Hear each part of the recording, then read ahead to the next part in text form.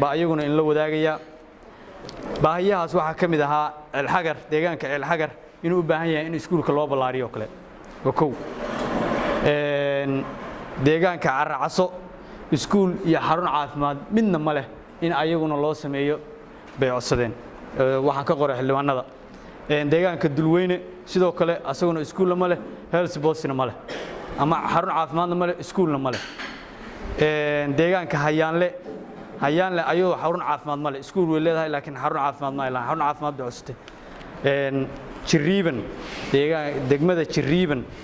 degmada Jiriiban waxa u qoran